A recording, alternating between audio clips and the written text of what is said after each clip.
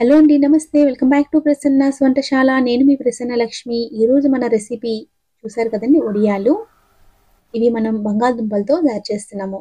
ఇవి అన్నంతో నంచుకోవడానికే కాకుండా స్నాక్స్‌లోకి, పిల్లల లంచ్ బాక్స్‌లోకి, స్నాక్స్ బాక్స్‌లో కూడా చాలా బావుంటాయండి. మనం కూడా ఈవినింగ్ టీతో తినడానికి కూడా చాలా బావుంటాయి. సరే ప్రాసెస్‌లోకి వెళ్ళిపోదామండి. దీనికోసం మనకి బంగాళదుంప కావాలి. ఇది నేను ఉడికించి తీసుకున్నాను.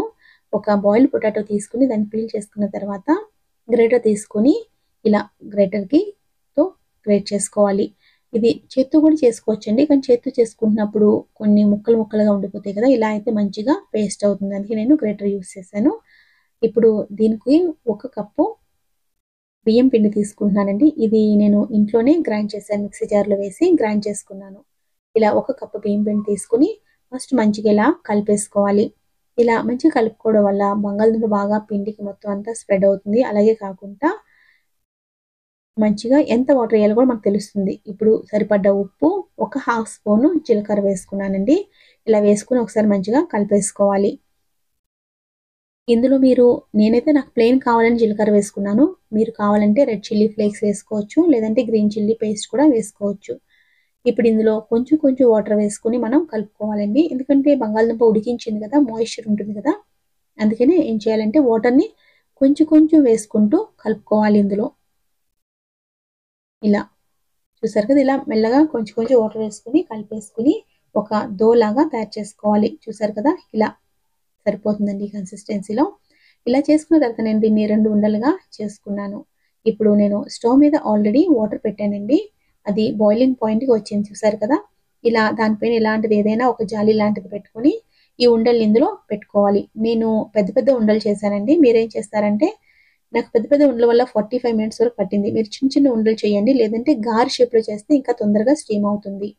ఇలా ఉడికిన తర్వాత తీసుకోవాలి. ఈ చూడండి సైజ్ కూడా చాలా పెద్దగా అవుతాయి. ప్లస్ మనం పట్టుకుంటే కూడా మెత్తగా ఉంటాయన్నమాట.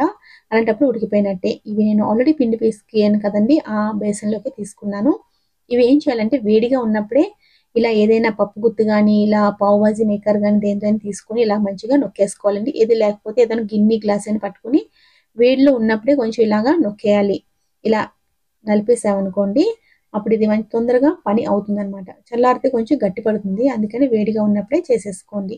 ఇలా చేసిన తర్వాత ఇప్పుడు కొంచెం చల్లారిన తర్వాత మనము చేత్తో దీన్ని కలుపుకోవాలి. ఇప్పుడు దీనికి సరిపడ్డ వాటర్ వేసుకుంటూ చేత్తో మెత్తగా పిసికేసుకోవాలండి. ఈ నీళ్ళు మనం ఎంతెయ్యాలన్నది మనకు తెలిసిపోతుంది. ఎందుకంటే మనం ఫస్ట్ పట్టుకున్నప్పుడు కన్సిస్టెన్సీ వేరే ఉంటుంది. మనం పిసగ్గా ఇలా పిండి పిసుక్కుంటాం కదా! అప్పుడు మనకు తెలిసిపోతుందన్నమాట. ఎంత సాఫ్ట్‌గా మైదా పిండి ఉంటుంది చూడండి.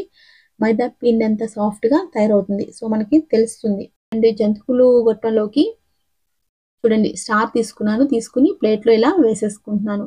మీరు ప్లేట్‌లో వేసుకోవచ్చు. లేదంటే క్లాత్ మీద ఏసుకున్నా కూడా బావుంటుందండి. కవర్ మీద ఏసినా కూడా వచ్చేస్తాయి వడియాలు. ఎలాంటి ప్రాబ్లమ్ లేకుండా. చాలా ఈజీగా చాలా చెప్పాలంటే చక్కగా చాలా కన్వీనియంట్‌గా ఉంటుందండి మనకి ఈ వడియాలు వేయడానికి. మీరు ఇలా ప్లేట్‌లో వేసుకున్నారనుకోండి ఇంట్లోనే ఆరిపోతాయి. నేనైతే ఇంట్లోనే ఎండబెట్టుకున్నాను. మీరు ఇంట్లో కావాలంటే ఇంట్లో, ఎండలో కావాలంటే ఎండలో పెట్టుకోవచ్చు. ఇలా పెట్టేసుకోవడం అండి. చూడండి ఎంత కన్వీనియంట్‌గా అంటే చూడండి. ఇందుకు నేను కన్వీనియంట్‌గా అని చెప్పాను. మనకి ప్లేస్ అడ్జస్ట్ చేసుకోవడానికి కూడా ఇలా ఇలా చూడండి జరిపి పెట్టేసుకోవచ్చనమాట. నేను ఒక కప్పు బియ్యం పిండి, ఒక పొటాటోకి నాకు 3 ప్లేట్‌లు వడియాలొచ్చాయండి. చూడండి వేయించి చూపిస్తున్నాను. చూసారా ఫ్రెండ్స్ టేస్ట్ చాలా బావుంటుంది. ఒకసారి ట్రై చేయండి తప్పకుండా. ట్రై చేసి ఎలా వచ్చిందో నాకు కామెంట్‌లో పోస్ట్ చేయండి. అలాగే వీడియో గనుక నచ్చితే ఫ్రెండ్స్‌తో, రిలేటివ్స్‌తో షేర్ చేసి సబ్స్క్రైబ్ చేసుకోకపోతే మరిన్ని ఇలాంటి వీడియోస్ కోసం సబ్స్క్రైబ్ చేసుకోండి. Thanks for watching.